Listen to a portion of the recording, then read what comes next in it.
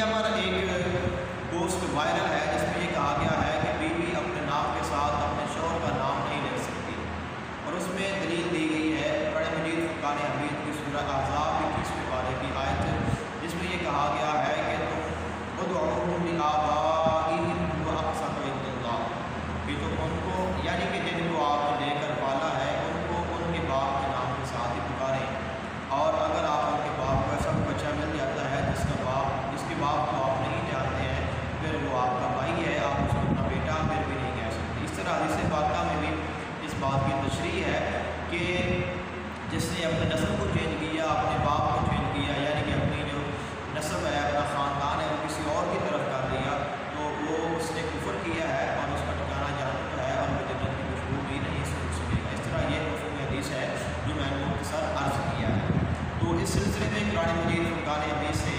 ایک آیت پیش کرنی ہے جو اس بات کی دلیل ہے کہ بیوی کے ساتھ اس کے خامد کے شوہر کا نام لکھا جا سکتا ہے اور اس کا ذکر بھی کیا جا سکتا ہے۔ اگر بیوی مسلمان ہو، خامد کافر ہو، پھر بھی اس کا نام لکھا اور ذکر کیا جا سکتا ہے۔ اگر خامد مسلمان ہو اور بیوی کافر ہو تو پھر بھی اس کا نام لکھا اور ذکر کیا جا سکتا ہے، اور اس میں کسی قسم کا گناہ اور نہیں ہے، اور یہ جائز ہے۔ ضروری ہم اس کو نہیں کہتے، واجب ہم نہیں کہتے، لازمی ہم نہیں کہتے کہ ضروری ہے کہ بیوی اپنے نام کے ساتھ اپنے خامد کا نام لکھے، اپنے جو نام ہے اس کو چینج کرائے، اپنے والد کا نام ختم کرائے۔ ہم یہ ہرگز نہیں کہتے، ہم صرف یہ کہتے ہیں کہ اگر کوئی ایسا کر لے تو شرعاً جائز ہے اور وہ گناہ گار نہیں ہوگی۔ اس کی مثال قرآن مجید فرقان حمید میں خلق کائنات میں ارشاد فرمایا، ضرب اللہ مثلا للذین کفروا امرأۃ نوح وامرأۃ لوط۔ اللہ تعالیٰ نے حضرت لوط علیہ السلام، حضرت نوح علیہ السلام کی بیویوں کا ذکر فرمایا،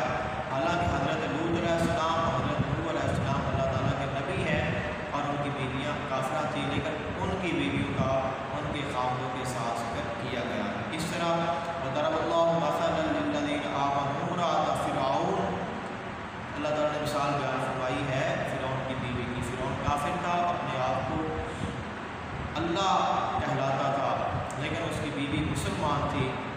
حق پرست تھی، لیکن اس کے ساتھ اس کے نام، اس کے شوہر کے ساتھ اس کا نام آیا ہے، بیوی کے ساتھ شوہر کا نام اور شوہر کے ساتھ اس کی بیوی کا نام، اس کا ذکر کیا گیا ہے۔ یہاں سے یہ بات ثابت ہوتی ہے کہ بیوی کے ساتھ اس کے شوہر کا ذکر کیا جا سکتا ہے اور شوہر کے ساتھ اس کی بیوی کا ذکر کیا جا سکتا ہے، اس میں کسی قسم کا کوئی گناہ نہیں ہے اور یہ جائز۔ اس طرح آقا علیہ السلام ایک دفعہ موجود تھے اور آقا علیہ السلام کی بارگاہ میں عرض کی گئی، یا رسول اللہ صلی اللہ علیہ وسلم کی سیدہ زینب رضی اللہ تعالیٰ عنہ